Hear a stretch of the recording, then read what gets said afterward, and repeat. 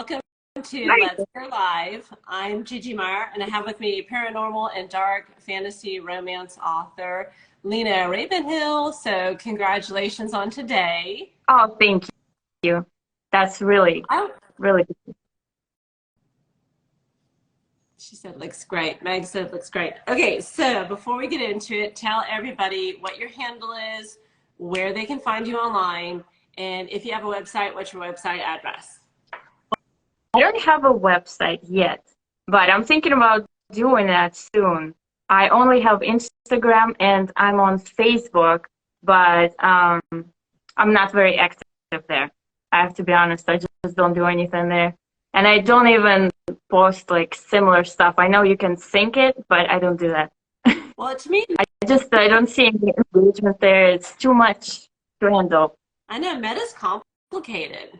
Okay, so you're on Instagram. Tell everybody where they can find you on Instagram.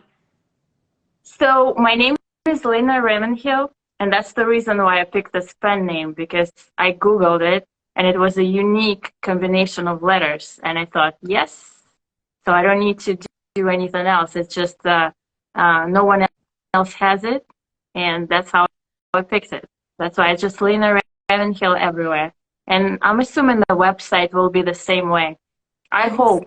I don't know. I was gonna I didn't check it yet. say, have you gotten a domain yet? No. So I used to have a website. I used to actually build a couple of websites for friends. So I know how to do it, and I know it's a lot of work. You have to constantly create content and put stuff in there, and I don't feel like I'm there yet.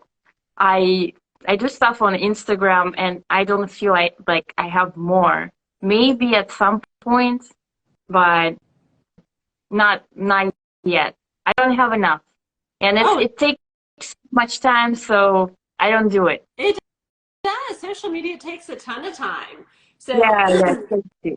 yeah, I want to congratulate you because today is the release of your new novel, Cursed City. So, can Yeah. you tell everybody what that is about?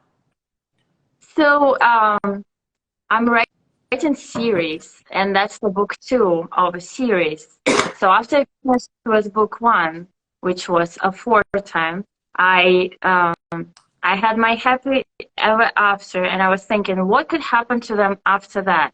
So what if I will start very nicely with like a strong romance line, and then I will just destroy everything and will make everyone miserable for the rest of the book, and then maybe I'll give them something else in the end. But um, so my plan was to, I don't have anything against cliffhangers, but I wanted to do story in a story. So each book is a separate story, like a quest. And the second book starts right after the first one finished. And they're all together, everything is good, and then something is going really wrong. And, and they have to fight for it. And that's my second book. Is it I'll the try to show same? it to you. I hope my phone Yes. will not fall off. That would be very unfortunate. Do Because you I have use it also to hold my phone. So that's very sad. Here we go. That's book two. Here we go. it's And beautiful. thank you. And that's book one. And my idea was to have two faces match and have like a perfect picture. But I can't show it to you because it holds my phone right. So So when you have the books side by side, it's a complete yeah. face.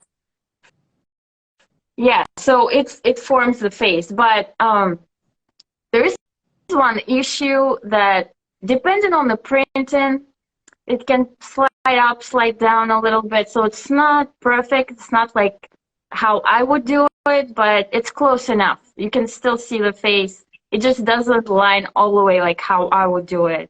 But when it depends on other people, you just have to let go, and you can't be a perfectionist anymore. So unfortunately.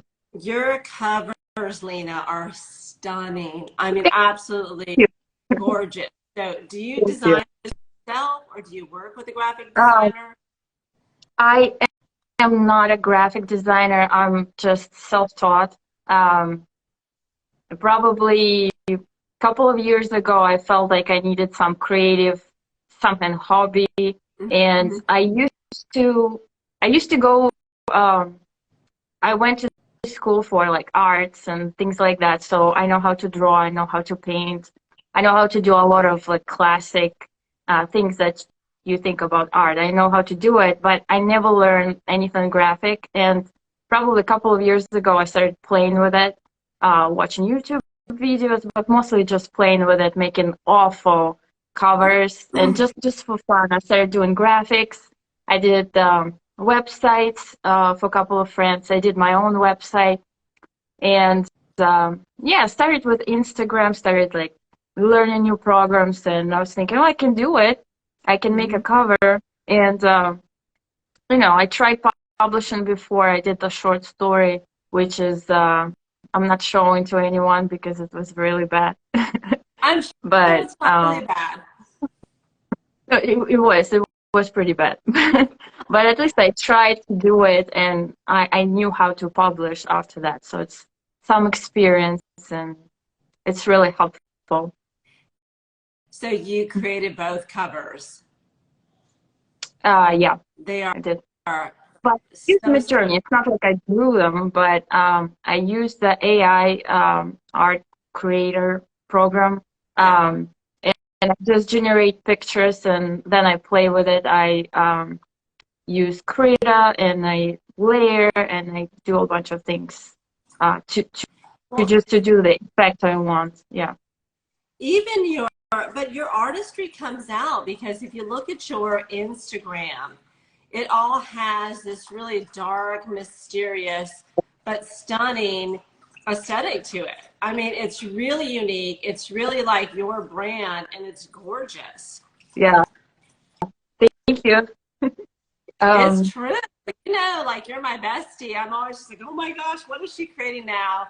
I get such inspiration from your reels. It is so good. I mean, you're great at storytelling on social media. So when you say like, I'm not that good on Facebook or I don't get on that often, I'm like, well, when you do, you knock it out of the park. I guess Facebook is a little different than Instagram. It's not that visual. It's more like text based, at least like what I'm Yeah. feeling. And I need it's to add in like, reels so you can recycle your reels over there. yeah, I mean, you can do that. You can sync it, and then it will just will go to like Facebook and Instagram. But I don't know. Maybe I should do that, but it just I never did anything with it, and I just don't see any engagement there, and I don't feel like it makes sense. I Well, it's like where group. if your readers aren't hanging out on Facebook, if they're hanging out on Instagram, then all in on Instagram. Yeah, yeah, that's what I'm thinking, and it's mostly Instagram right now, so that's Mm-hmm. what it's doing. So Doing. Linda Thing says Lena's art style is so distinct and eye-catching and instantly recognizable. I agree, Linda. It Thank you, is just. Linda. This is very nice. Thank you. See, we're all in awe of yours. Like Okay. you could hold a master class at what you're doing, and we could all learn. Um, sure. If any of you have questions, I'm here. I can help because there are some little things that you just learn by doing it all the time. Yeah. And if you will look at my first post, you will see like that was a lot of growth. That was like a year, and I checked my old reels and was like, oh my God, this is so bad. Because I had no idea what I was doing, but Yeah. it just, it's a lot of, I mean, it's very different. Trial and error. Yeah. No, I get it. So tell us about this book. Why dark fantasy? Or actually, let me back up a step. What does dark fantasy mean to you? Because I know fantasy is a very wide genre. Romance is a very wide genre. So what is your version of it? Um, to be honest, like I always felt like I wanted to write, but Mm-hmm. I did not have any, I did not want to write anything about modern life. So it just didn't appeal to me. Although I think I like humor. I like things like that, like telling stories, but just like have a book, sit down and write something about modern life. It's just not appealing to me at all for some reason. And I didn't do it for a long time because I think I needed something more creative, like Yes. create Yeah. something else and world building and things like that. And I was thinking for a long time, what could I do just to have some creative outlet? Just do something because you have this desire to create, but you have no idea what to do. And I did not want to do any paintings or drawings. It just doesn't appeal to me for some reason. Maybe when I will retire, I will start doing that, but I don't know. So, That's a long way off. Retirement's a long way. but anyways, I picked up the book, and that was a fantasy from Belarusian writer. Her name is Olga Gromyka.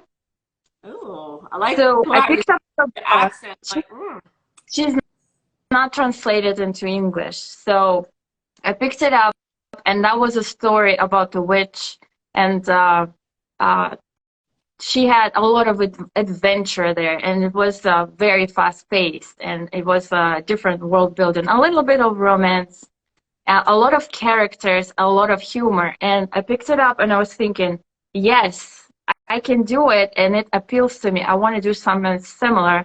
I want to write something that people will just, you know, escape, enjoy themselves, like I watch a movie.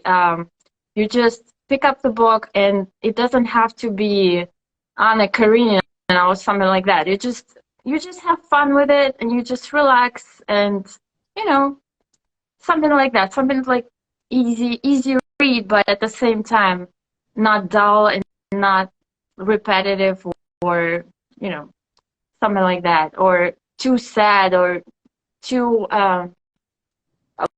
with a lot of humor, something like you can still relate to. So there are some issues or some problems that they face, but in the end, I will still give them a good end.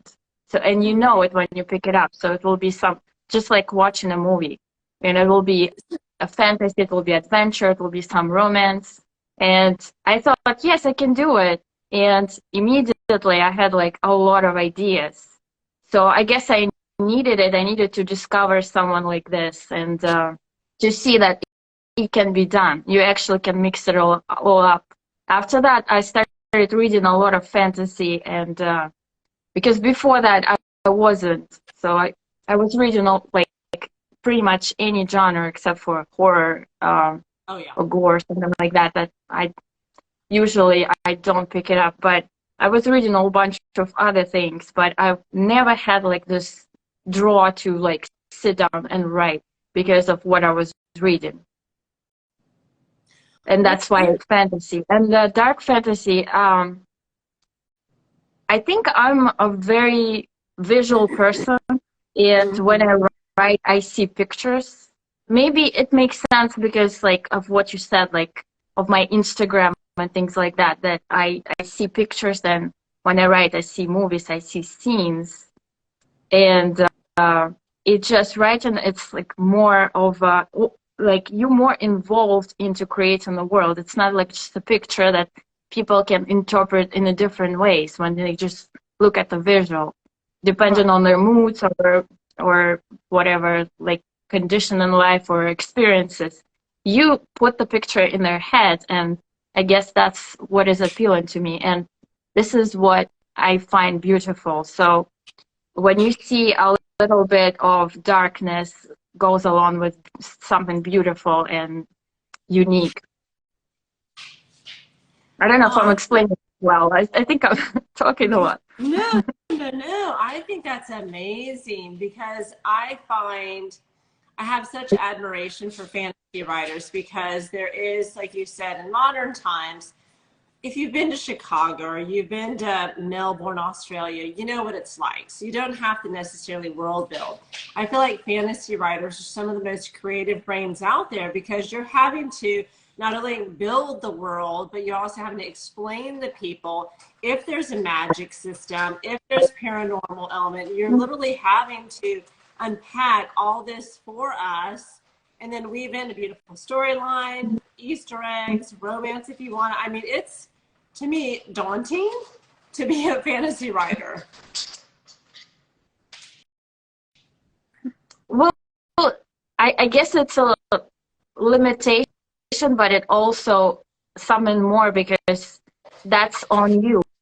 You make the world, that's on you how you want it. You can do anything you want with it, and I think that's the biggest appeal for me.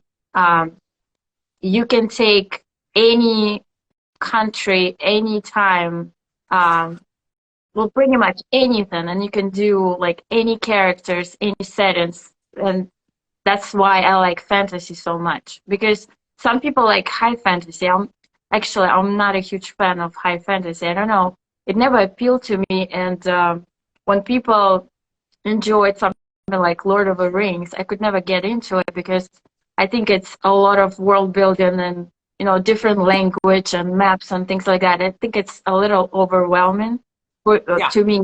And I never looked at the fantasy like it could be something more adventurous or I wouldn't say simple. I would say more fast-paced, maybe more vivid, less like stale. Well, I'm sorry.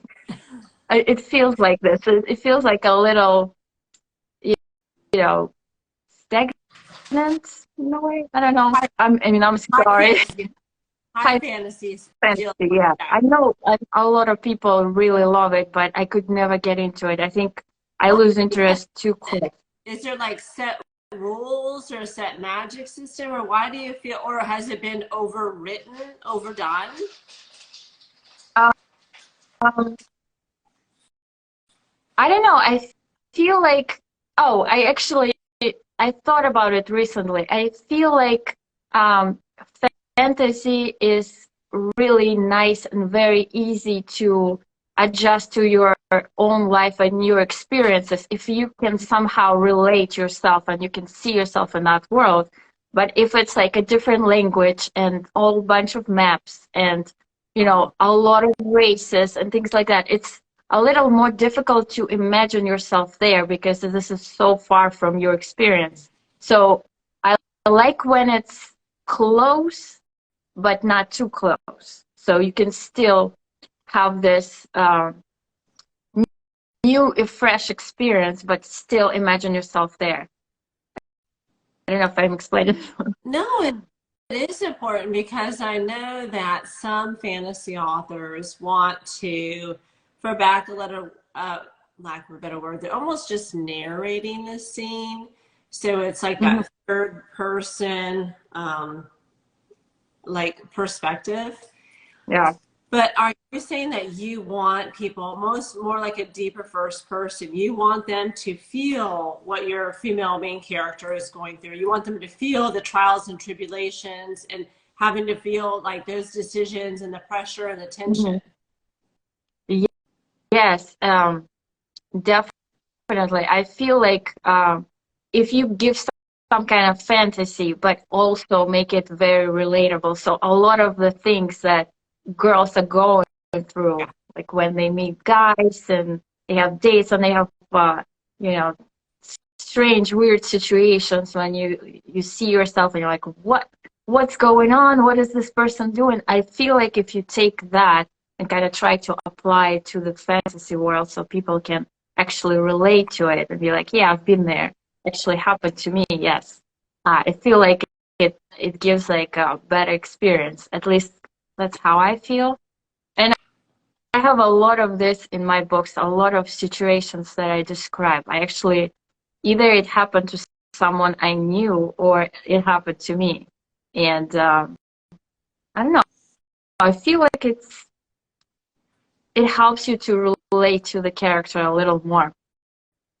No, I totally agree. I love first person writing because I do want to, like, when we dedicate time, and from our daily life, you do want to escape. Now, escape can mean a whole bunch of Yeah. things, right, to different people, but you want to go into a world where you've never been, you're never going to go. It's probably so different from your reality, right?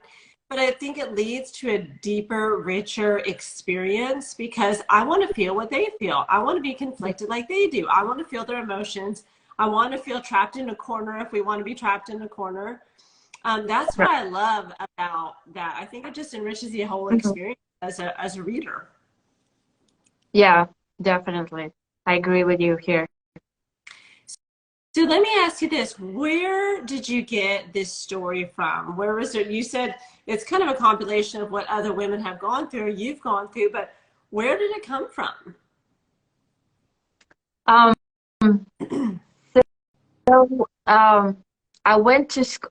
I came from Russia probably 13 years ago, and I went to university in St. Petersburg, and we had I went. So my degree was arts and languages. Nice. So yeah, we did a lot of art related things and art expertise, and we had a whole bunch of things. But anyways, we Well, had it's probably one course. beautiful. Probably saw an experience with an art degree. I can only imagine. That, I'm that was envious. that was amazing. It really was. We had a lot of interesting professors, and we had one professor. He was archaeology professor. He was really young. He was about 35, and he wasn't really handsome, but the way he would talk, that that was, I don't know, it's magnetic. It was everyone. The room was quiet. We were all in love with him. Like when he would start talking, and he would talk about his trips to remote Russian villages where people lived absolutely separated from civilization. No running water, no electricity, no Wow.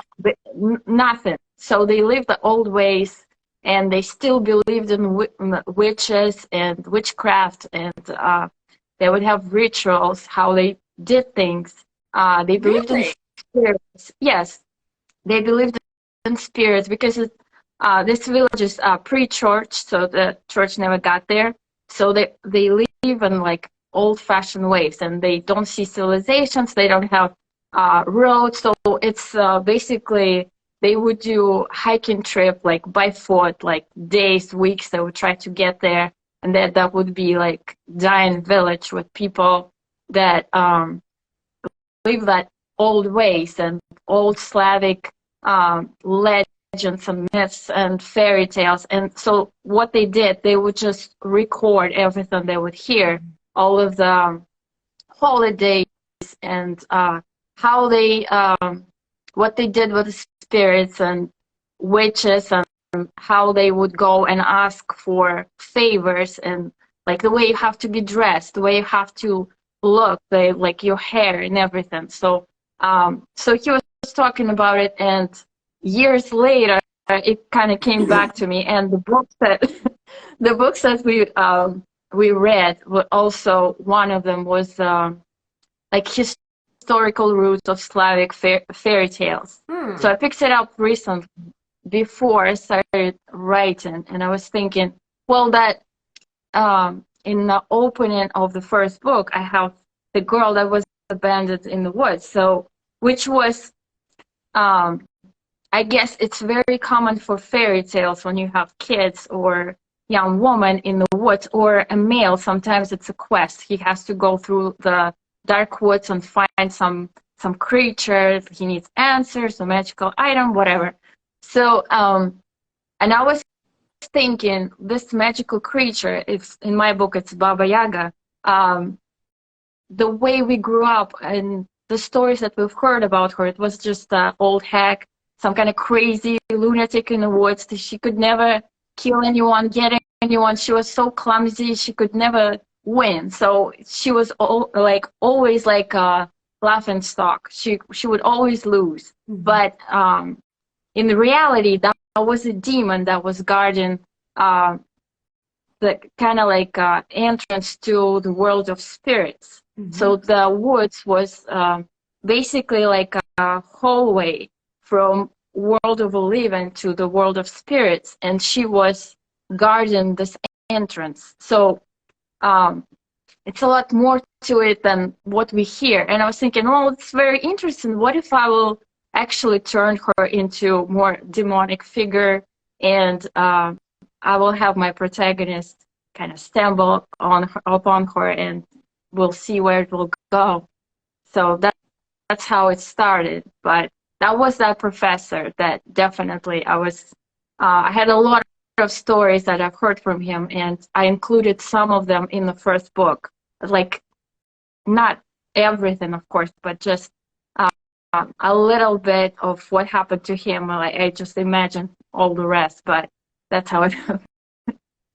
Oh my gosh, how riveting. I would love to have had a professor like that, because one, you said that was like 13 years ago, but I had no idea that there are still villages Yeah. around the world. You know, Yeah. okay, the Amazon is untouched, but I cannot believe, and you said, no, the church has been there. They still believe in witches and witchcraft. And this is Yeah. modern times. You think like every corner of the earth has been touched, right? Yeah, but in Russia, because we have a lot of land, Yeah. and a lot of people, so the government was not very kind to people often throughout the history. So people ran the first time when the church started, they started reforms. So people that had old beliefs, they didn't want to change. They didn't want a new Bible and things like that. So they ran in the woods the first time. The second time, it was a revolution. People ran again. Yeah. So it was a lot of it, and a lot of people that went that far. They didn't even know that the war ended, for example, or they just started living separately, like by villages, and they they absolutely use everything, like, you know, like people would what they would use when it was like no civilization. So they would make their own meals, like flour, and they would do their own clothes and things like that. That's so for the scientists, that's really fascinating, because you can actually see how this people lived and what they did and why things ran this way. So it's very interesting, but there are a lot of people like that. I am fascinated by that. I'm gonna have to Google more because, yeah, in modern times, I mean, you can go to the drugstore whenever you want, right? Internet connects Yeah. me and you.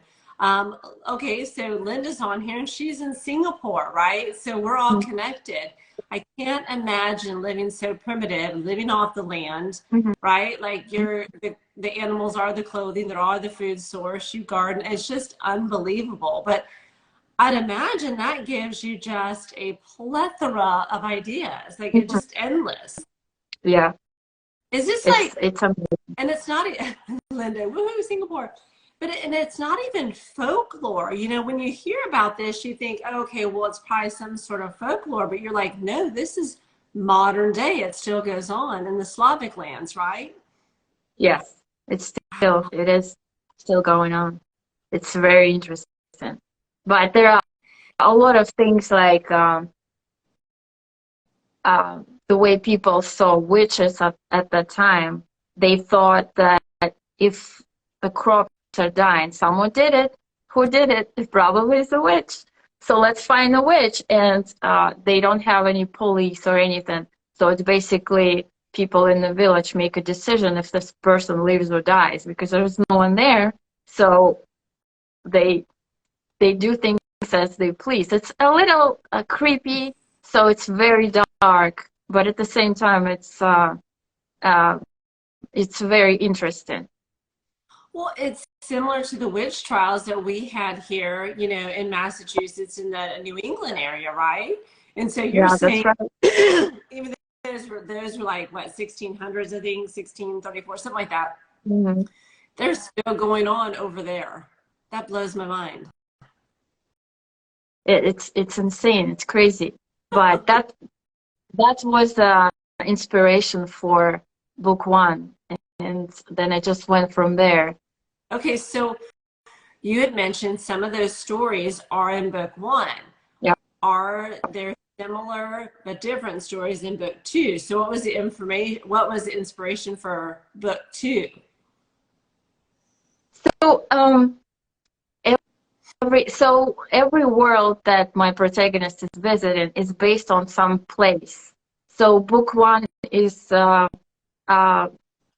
influenced by Ukraine. So I went into Ukrainian traditions and names. So you can tell by names every place, every like all characters in book one, they're Ukrainian, and book two, it's a completely different world. And I was influenced by Germany, and I really like architecture of like Gothic period, and all the names of people there will be German. And I went into like medieval German names, so I tried to kind of stick with that. And That book is so two is a completely creative. different setting. That is really, really creative. Thank you.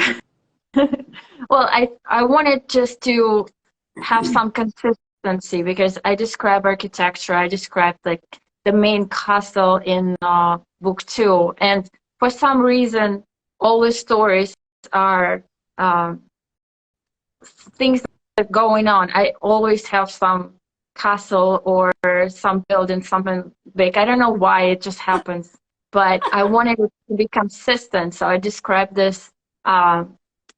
I don't know if they call it this like flaming Gothic building, the one like a lot of spikes, a lot of decorations, and I wanted it to be the names as well, so it would kind of fit, and uh, the nature around it too. So if you think about it, like you see like a perfect picture, everything fits together. So book two is a completely different setting. It's a different world. I take my protagonist into different world, and it's completely different set of challenges, and she has to go through challenges because I write YA. I write a lot of coming of age and a lot of growth. So characters have to go through something to get somewhere else and to evolve. And that's what I'm doing in book two. But don't you think that's reflective of life too? I know you write YA, but couldn't Mm-hmm. adults also sink into that world? Because I feel like we're always coming of age, right? Where it's like, you know, when you graduate college, when you get married, when you have kids, there's just so many milestones. And so couldn't, and I know it's YA, but couldn't other readers learn from it as well, go on the journey? I think so. I really like YA because I feel like when you're younger, you probably experience the world a little differently. Then book one, I have a main character going underwater, so it has a underwater kingdom, and Mm-hmm. it's inspired by France, so it's inspired by Versailles. And I describe Versailles and all the gardens and art and architecture and all the names of French there, of course. So I don't know. I think it's fun. I don't know if other people agree, but I have fun with it.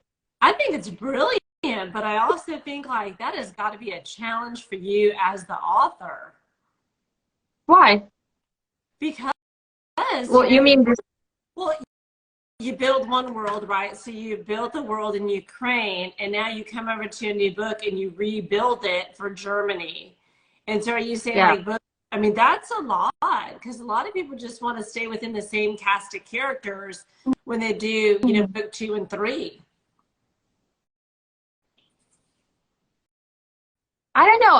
I feel like fun to travel and see different things because Mhm. it's not like completely drop in the stories and pick up something new. It's the same story, but they just travel to a new place.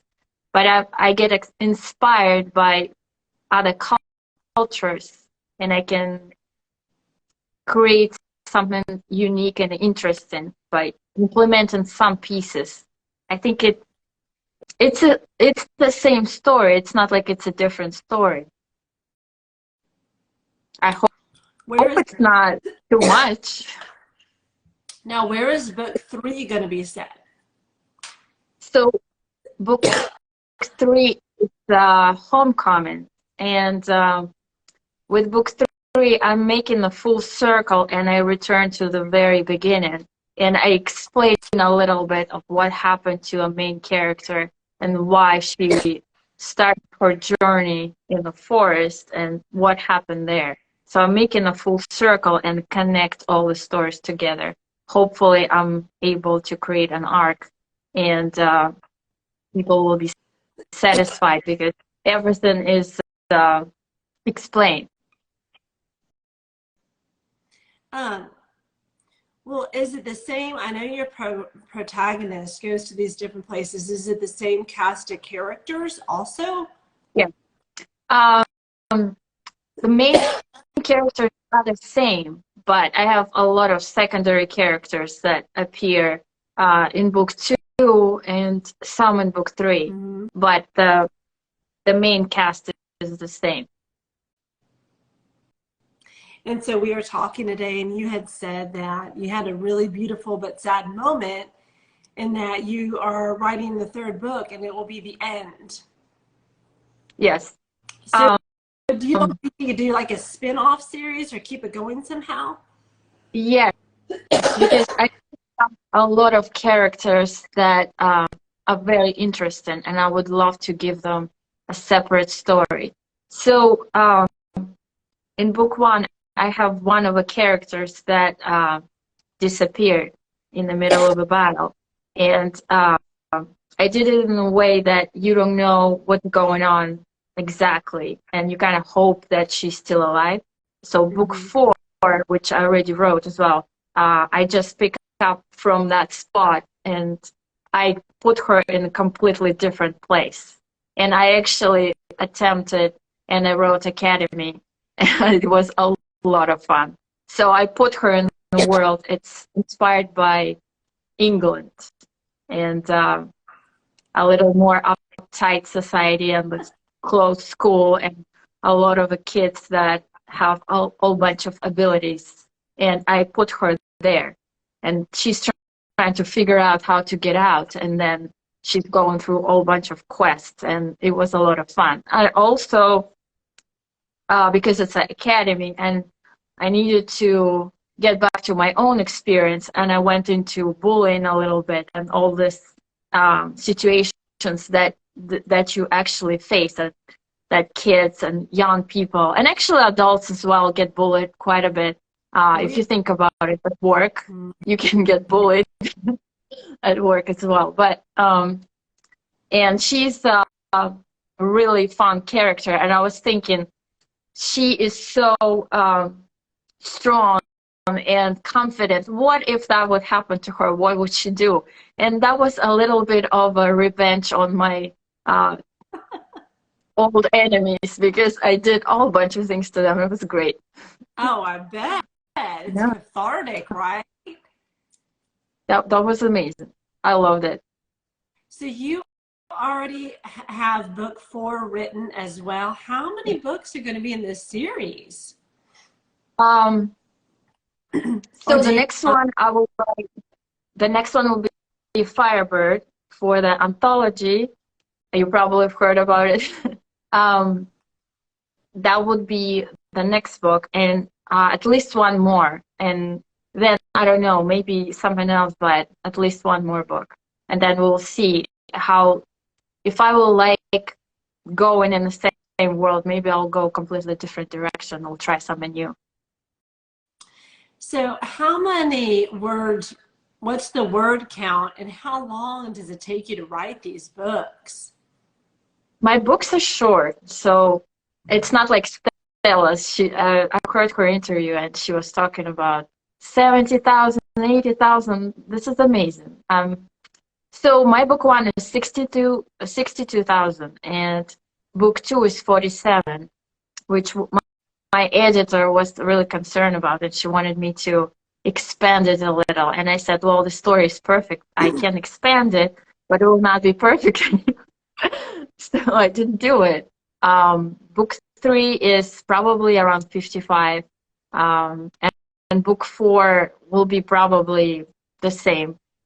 But isn't that pretty typical for YA? I mean, YA is not 70, 80, unless you said it's high fantasy. I know.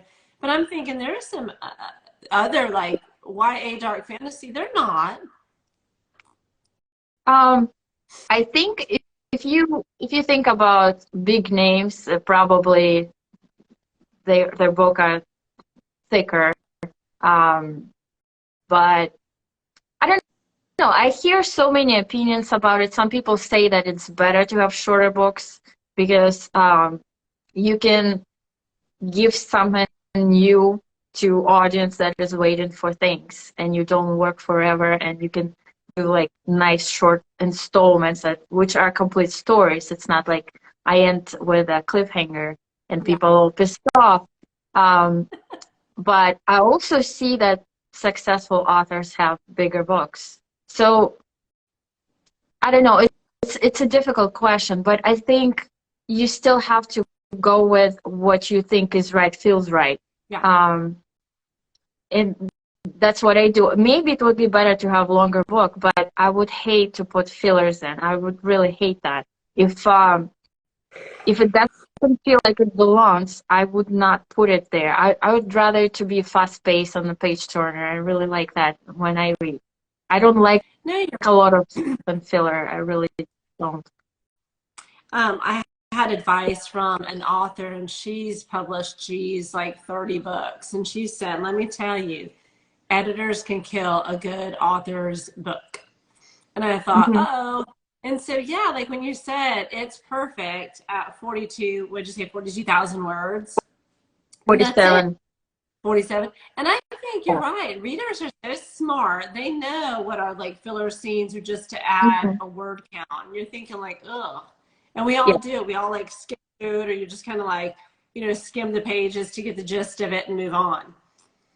Especially for series, I've Mhm. noticed it quite a bit. I tend to pick up book 1 and I may enjoy it, but then I pick up book 2 and I'm bored because the pacing is different, and it's quite often. I mean, I'm not going to name the books, but a lot of very successful books that I feel like, you can just remove all that. We don't need to know what dress she's wearing and what crown she picked, Yeah. things like that. Why? I don't want to know it. Mhm. She went to the store and she was so perfect and beautiful, and her hair, I don't know. It just, I mean, we know that. We know about her hair and that she's perfect and beautiful and she has a dress. But let's put something that actually matters. And for me, I lose my interest so quick. And usually it's book 1 and I don't have any, I see where it's going and I can predict where it's going. And I'm like, okay, I got it. I see your idea. In book 1 was enjoyable. I really enjoyed it, but I don't have this pull to go after the second one. So especially Well, like, for series. well, like you said, pacing suffers then. Yeah, And yeah, when nobody wants that, yeah. that's when people start to just put it down. They don't finish the series, and that's a shame. Unless you, I think she said rage reading or something like that, what Stella was saying. But when she's finishing the books, but she's pissed off about them, but she still finishes them. I know. That's so funny. Yeah, it was amazing. So book I, two I came know, I out. never did.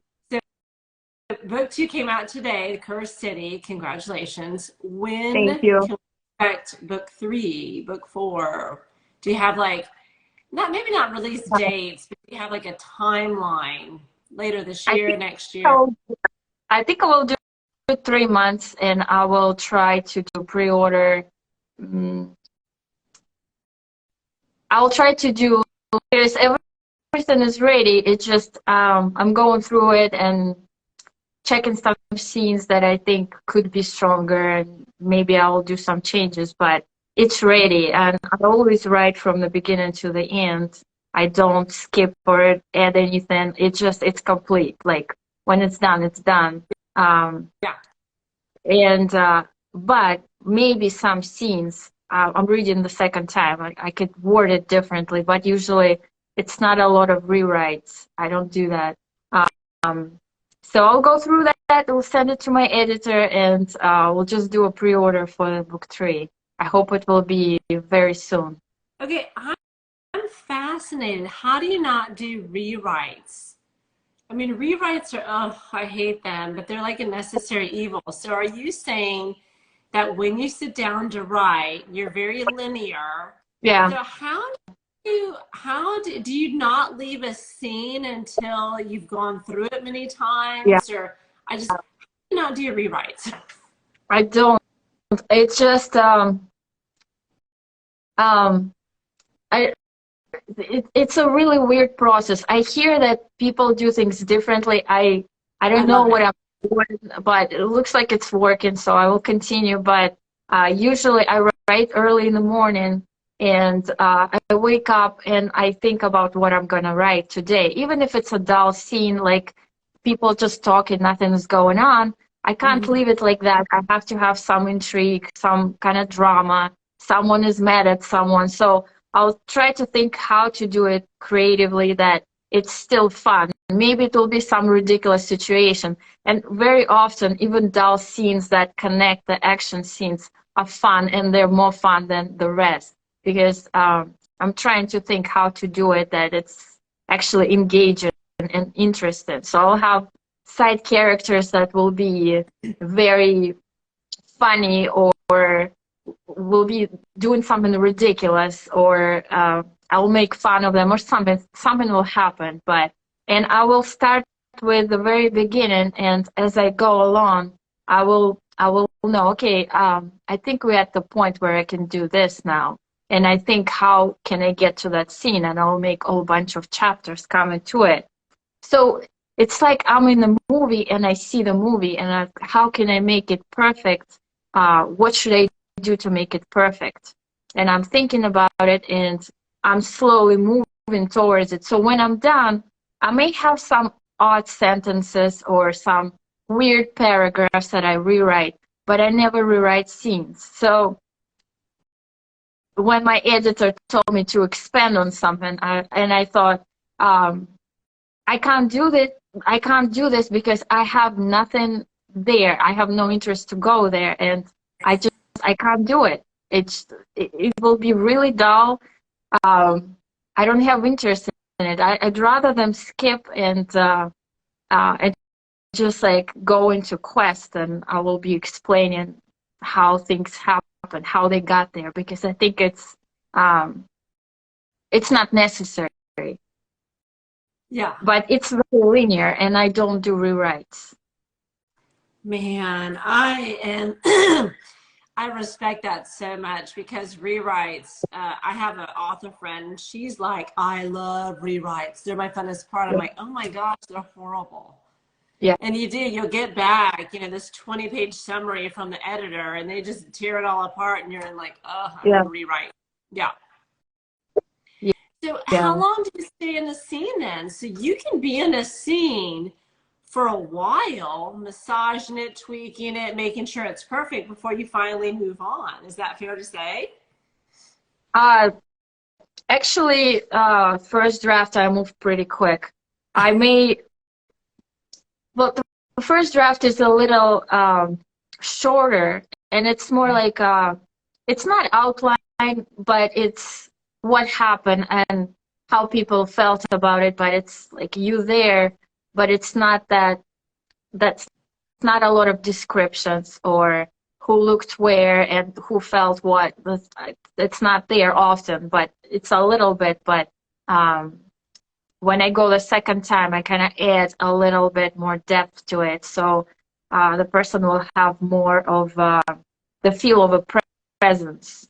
That's what I'm trying to do. Like, um, what was the furniture like? What did she feel? And things like that. I try to do that to add a little bit more. But the the first draft, my rough draft, is pretty full usually.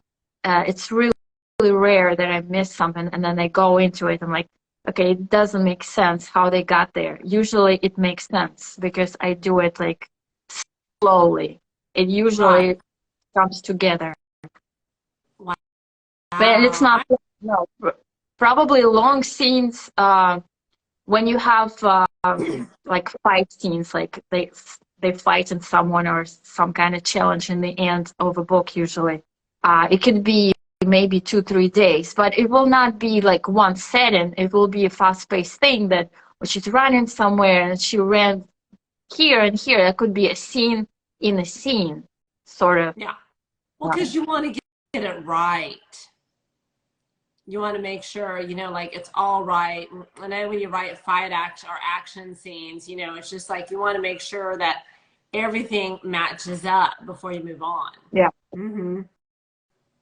Yeah. So then I guess you do you pants or are you a plotter or kind of both? I'm more of a pantser. I don't plot. I think about, well, I think I never write down anything. I never, like, I don't know, as soon as I start writing, well, okay, so chapter 1, they will go there, my creativity just disappears. I just blank, nothing.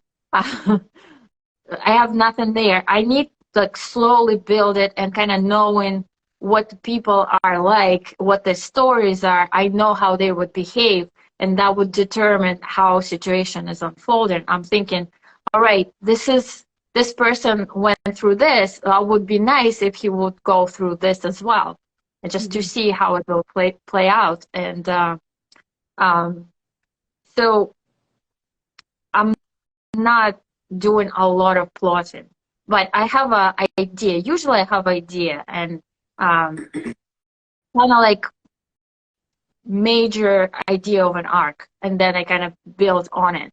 And I do a lot of secondary stories, and I have a lot of Easter eggs as well. And I try to surprise people, connect the characters somehow, so people get there and like, oh, I know it because she mentioned the story somewhere, and I love that. I love doing that. I was going to ask you, do yours have Easter eggs? And how do you feel about Easter eggs? Do you like them? Okay. I love them. I love them. I have tons. So how do you in book do 2, them well? How do you have so many, but you do them well? They're I tough. don't Easter know eggs if are I'm tough. doing them well. I enjoy doing them. I don't know if it's good, but people did not complain yet. But it just,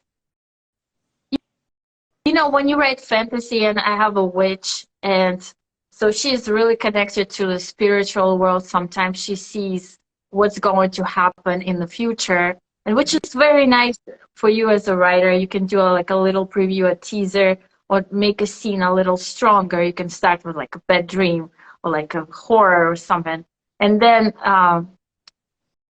then you can unfold the situation, and she goes into a quest. You could use that dream for something. You can add things there, and I do it all the time. So in book 2, I didn't know it at the time, but I put tons of Easter eggs for book 3.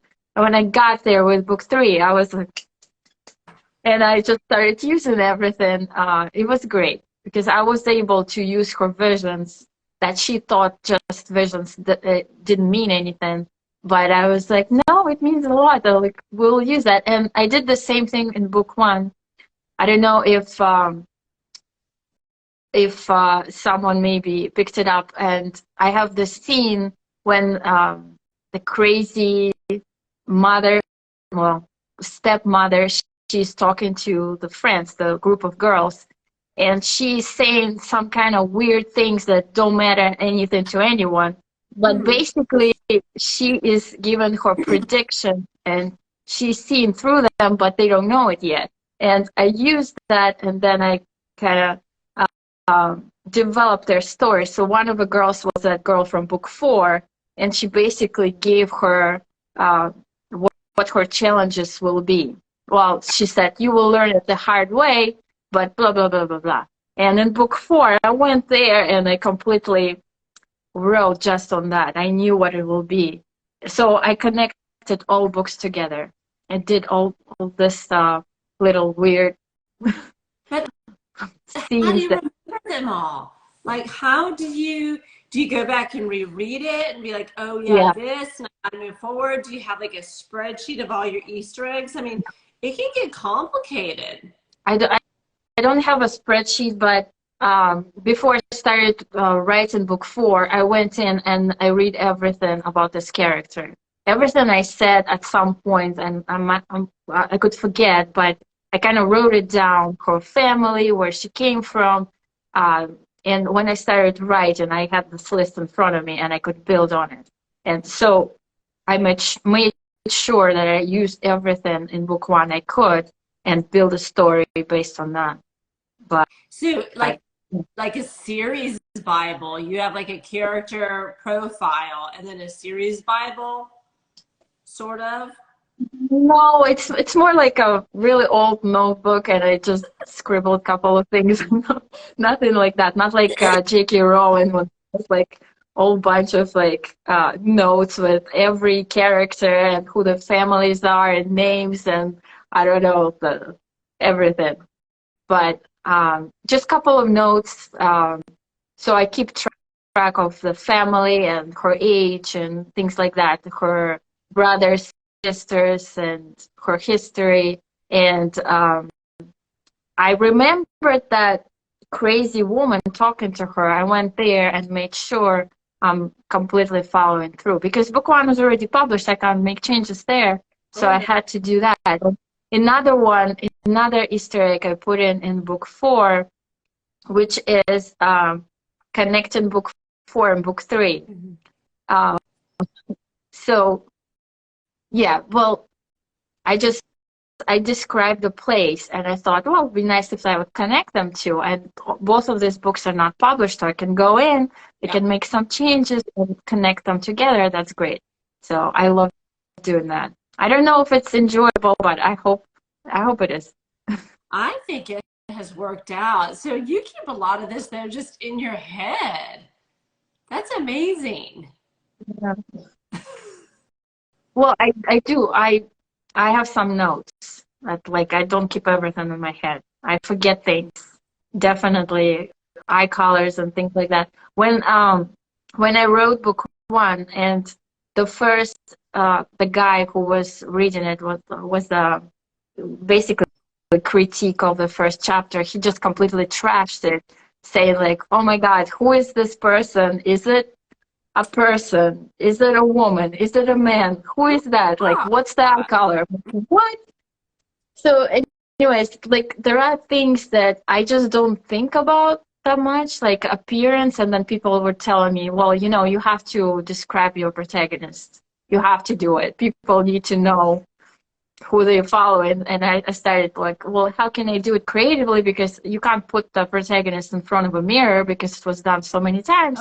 And then I started thinking, well, it's weird when it's a first person and the first person is saying, I was running through the forest and my long brown hair. It's weird. No one is thinking like that. And how do you do that? Well, I don't know. You can put the person in front of a mirror, or in the dialogue, someone can make a comment, I guess. But yeah, it's fun. What's the hardest thing about writing, the most enjoyable thing, and what do you like the least? The hardest thing about writing, I guess I would say it's difficult when you hear someone's opinion, people don't enjoy what you did because you put so much work into it and someone just trashing it, and that's unfair. I think it doesn't matter how many good reviews you have if you have that one person that can really dig into it and point at every little detail, and it's difficult. I think it's the most difficult thing because you put your heart and soul into it, and someone is just, it's funny because you will never hear that from other writers because writers know that it's a hard work. And even if sometimes you read something and you like, oh, I'm not 100% into it, but you know how difficult it was, and you will never use those harsh words.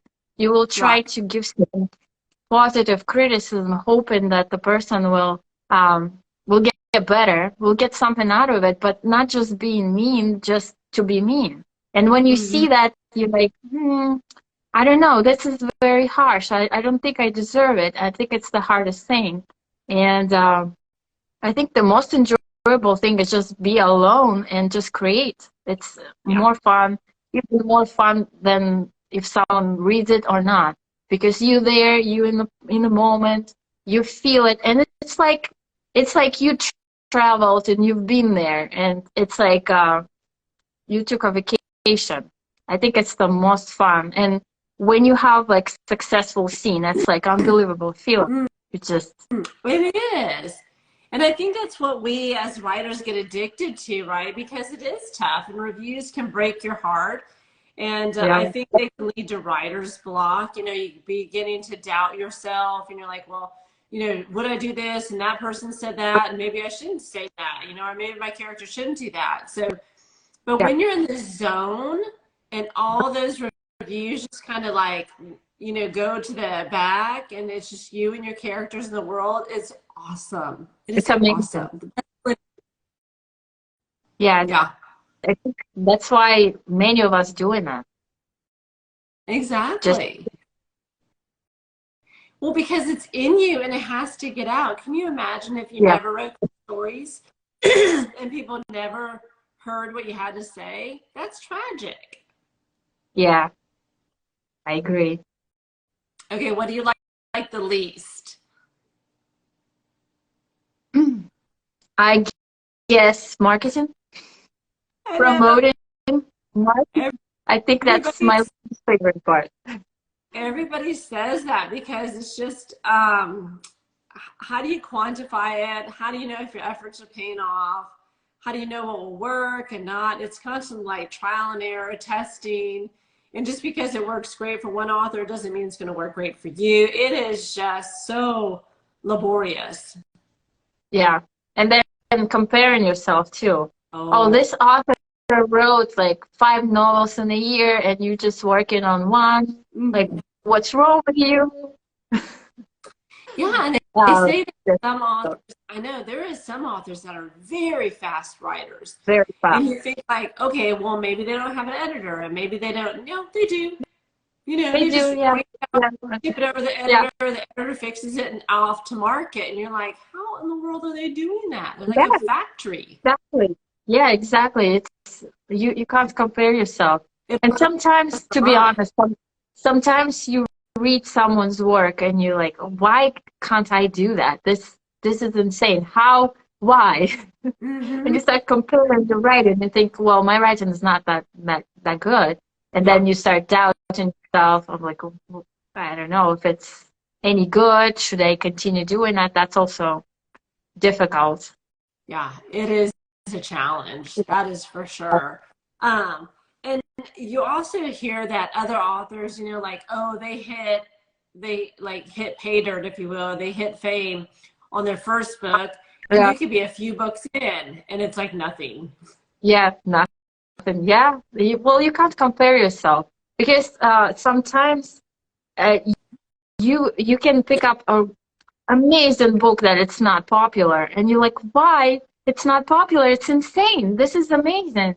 And Yeah. then sometimes you read something that it's extremely popular, and you think, why? I don't get it. I know. You can't calculate it, and unfortunately, there is no one who can tell you. You can't hire a marketing team and they will say, "We will make your book a bestseller." How do they know? How can they Right. make it a bestseller? I mean, maybe on Amazon somehow they will boost it, but not for long. I mean, Hmm. you can't tell. It's so unpredictable. The market is unpredictable. Oh my gosh, it sure is. Um, so what do you, what kind of technology do you use? What do you write in? I use Google Docs. I used to write in Word all the time, but it was crashing all the time. And I lost my text. And I hate rewrites. I hate write the second time, same thing. I lost a couple of paragraphs and I got pissed off, and I was thinking, no, no way. I'm going to Google Docs. At least it will save everything. And I don't know what's going on, but I did not have any good experience with Word. It's just crashing all the time. It probably is my computer, but I write in Google Docs, and then I can open it on all devices. And I use Natural Reader. Sometimes I do something at home, do dishes or something, and I use Natural Reader, and I just put my text in there, and I listen to what I wrote, and I'm thinking, oh, that's a little odd. This is awkward. This is good. So that's what I'm using. Natural Reader is good. I think that's a paid service, though, right? So I think you pay if you want to have professional voices. They have some voices there. Some are free, and I use free voices, so I don't pay for anything. They do have premium voices too, so different accents and things like that. Well, some of those voices are like the free ones are like computers. I don't know, or robots. Yeah. So hard to understand. Like, what they just say? Yeah, exactly. Yeah, and a lot of the names, the way they read names, it's insane. Sometimes you hear it like, I don't know if I like it, because what if people will be reading it the same way? Well, I mean, I don't know. Are you using the robot voices? Well, I use them when I just kind of want to go through and see what I wrote, like just to see what the text is like. I don't use it for audiobooks or anything. I know people do that, but I think if I would ever do audiobook, I would go with a professional reader, because that could make a big difference. Some people just pick books based on reader. Do you want to pick up the book by this reader as well? Because people enjoy the way they read. I think I would do that. I'm picky. That's why I'm stunned that you can use natural voices in the robots, because they do have a read aloud in Word. And so I tried natural voices or natural readers, and I can't get past some of the voices. So I would be one of those audio book that are super picky. Like, no, not her, not her, not her. Yeah, it's just not exactly like a voice of a person who's actually acting as well. Like some readers can act different voices and accents, and they can read male and female and beautifully. Yeah. Amazingly, that robot can't do it. Yeah. Well, I know we've been on a while. I have rapid fire questions, if you don't mind. All right. I know, they're so fun. Okay, paperback or e-reader? E-reader, because I wanna have all my books with me. Actually, it's audiobooks. Mostly I listen audiobooks. When? Like commuting or when? Just doing whatever, anything. I used to do accounting. I used to listen a whole bunch of books while I was working, because Really? parts of your brain, parts of your brain are, just completely blank when you do a lot of the work. So I would listen to books. I can pretty much do anything listening to the book, and I go through them quite quick. Unfortunately, a lot of indie authors, they don't have audiobooks, and I struggle because it takes me forever to actually sit down and read. But yeah, it's audiobook. Well, from what I understand, audiobooks, and I have not researched this, but I have a few folks, and they say they're pretty expensive by the time you hire the narrator if you're not doing your own. So I love audiobooks, but you're right, it's limited on the catalog. Yeah, I've heard, I don't know, I never researched anything, but I've heard that you can do profit share, and that way it's not that expensive, but your reader actually has a share in your future profits. That could be a way to go too. I didn't research it yet, but that's a dream of mine, to do audiobook. That would be awesome. Amazing. That would be really awesome. Okay, plotting or pantsing? Pantsing. First person or third person? First person. I like that better. I do too. Plot driven or character driven? Plot driven. Writing alone, writing with a partner, or writing sprints? Writing alone. Because you write early in the morning, right? Yeah. And I feel like I don't even use beta readers. I know people will be like, what is wrong with you? But I don't do that because I want to have it just for myself. Yeah, I don't know. That's mine. I want to do everything I want with it. And I don't think it would work if someone would be telling me which direction to go because I would disagree a lot. So writing alone. Well, you said you also disagree with your editor, so I don't She, think betas. she's amazing. I mean, she is really amazing. She helped me a lot, and she is a big friend of mine. Actually, the funny thing, my next book for Firebird, I'm gonna use her name, and the main character's name will be my editor's nickname. So that's Does my she way know? to say thank you. Huh? Does she know What do you that? say? Does she She know that? knows that. So the main character for Firebird is appearing in book 2 the first time.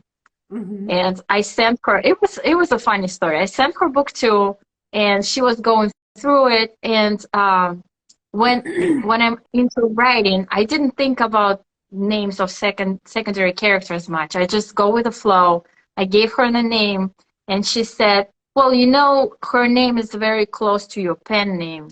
It's a little odd. Can you change that? And I was thinking it would be nice if I would change into her name and send it to her without saying anything. So Yeah. we did that, and she didn't say anything because she was working on other parts. And then she got to the Firebird part, and she saw that, and she was amazed. She was like, "What?" And now we will have the whole book, and that will be a book basically dedicated to her because I really That love is really, her. Yvonne, hello, Yvonne. that's so sweet. I like Yeah, that a lot. Okay, plot driven or character driven? plot driven. Um, Outline or discovery writer? Um, I have like major outline in my head, but when I get to it, that could be a discovery writing. It can go completely different direction. I can just start something and then no, that would never happen because of this character. He's different. He would Yeah. do it differently. And I don't like when sometimes in the books you see that then the author is trying to make something work so hard that he basically bends the character and like she would never do that. That's stupid. She would never do that, and she does it, and it just doesn't fit. And I think readers, they see it, and they often think that it just doesn't make sense. Yeah. So for me, no, it depends on the character. I will not be forcing them to do something that is unnatural to them. So Yeah, because it's both. it's not authentic Yeah, to that character. I would never Yeah. do that. It doesn't make sense. And So knowing what kind of character it is. Hmm? yeah, and readers don't like that. They'll be the first one to tell you, like, ugh, that's not a character. She would never do that. Yeah, yeah, exactly. I feel like that too. Okay, writing in silence or writing with music? I used to write in silence, but recently I started just doing music. I just put earbuds and I do like something very loud, and someone can be standing behind me and like yelling at me. I will not hear it. And I think it helps because I'm just in the zone. How can it be very, very loud and you concentrate? Is it to block out like reality? Yeah, block out everything. So Uh, I concentrate on the story. I don't do sprints. I've heard people have a lot of success with sprints, mhm. but if I will take my mind out of it, I'm already out. So when I write, I don't have a phone with me, nothing. I remove everything. I have 2 hours. That's what I'm gonna do, and I will be done when I'm done. I have when I write, I have at least 1,000 words, the goal. I have to hit it. So I write, and when I feel like I'm done, like it's done, I'm spent. So I check for my word count, and usually it's around 1,500, and Nice. then I can just relax. I'm like, okay, I will finish tomorrow. But Yeah. I can't look anything up, so nothing like that. I'm not doing that. Oh, it No. sounds like deep focus work where there's no distractions. Yeah, because you break the flow, and then you're like, oh, what's on Instagram? Let's check that. And I feel like it's very distracting. So I have to do it first thing in the morning. And it's better when you're not even checking social media or anything because your brain goes somewhere else. And in the Yeah. morning, you're like the most productive right after you wake up. You're the sharpest. So if you do it the first thing, and then you can pick up social media, check other stuff. That's a great That tip, works though. pretty. That's a great tip for people that are trying to find time to write in their busy life. Yeah. Yeah, it's very early for me too. It's usually around 6 a.m. I do that 6 or 7 Ooh, before kids are up. before the world is awake. Yeah, exactly. Writing with a deadline or writing at your own pace. Own pace. Yeah. As soon as it will be some kind of deadline, it will introduce the pressure, and I feel like it's not good for creativity. You'll be like, how can I get there faster? How can I write it faster? Yeah. So it introduces a lot of problems, and I feel like if you want to like a story that you really will be proud of, you need to kind of sit with it and kind of enjoy it when you write it. You know, sometimes I notice that with some books, when you get towards the end, and the ending is so like so it was a lot of build up, and you kind of go with the protagonist slowly towards the build up, and then the end is so quick. It's like Rushed. drop. So Yeah. basically it's rushed, and it feels like to me that the person just got very tired. So like how can I just like finish it? Let's finish it. Wrap it I up. have a Wrap it up. deadline. Yeah, I have a deadline. My editor is on the phone. I have to finish it. I'm finishing it. And it's some kind of awkward scenes where like you have a lot of build up. You have to do a like satisfactory resolution so people can be like, "Oh, okay. It can't be just one paragraph." That's that's cheating. I think people don't like it. So even with scenes that I'm not enjoying that much or they're a little long, I'm still trying to slow down, even if I'm very close. And there's always this desire to finish up. What if I will do it today? That wouldn't it be cool? It would be cool. But let's sit on it until I'm completely satisfied. I will be sitting on it as long as I need to make it like a satisfying resolution. Yeah, and readers love that, right? They want a nice, tidy, everything wrapped up. I know they don't like loose ends, and I know they don't like cliffhangers. I, you know, yeah, I've noticed that people get very angry, especially when it's a series and you have a cliffhanger, and especially if the book two is not ready. They get so Mhm. vicious. And the reason why I know it, if you will go on Goodreads and you will put my pen name, Lina Ravenhill, you'll see I had first 8 chapters. It's a different cover, but it's the same story, but it's the first 8 chapters ending with a cliffhanger. The reason why, because I was working on book one and I didn't have an editor at the time, and I was editing myself like the way I could. And the first 8 chapters were relatively clean. I thought, well, I can just put it there and just see if people like it. One guy really hated it, but I was thinking maybe other people will like it. Anyways, I put it in there, and people, well, the reviews are pretty bad. I think people really don't like the cliffhanger, and there's no uh, second part. And it's much better when the book is complete, like just by reviews, like what I see. Oh yeah. Oh yeah. They'll come for you if you leave Yep. them on a cliffhanger. I read a book. Let's see. I think I read a book in March, and I didn't pay attention. It's a series, and the next book doesn't come out until February of 24. And I'm like, I have to wait a whole year to find out what happens to these people on Yeah. this cliffhanger. And you know, another thing that I recently learned, and apparently it's a big thing, people don't even pick up the series if they're not finished. I Yes. was really surprised because I'm not like that. I would, if, well, I'm different, I guess, because I would read the first book probably 80% of the time. I would not go into the second one.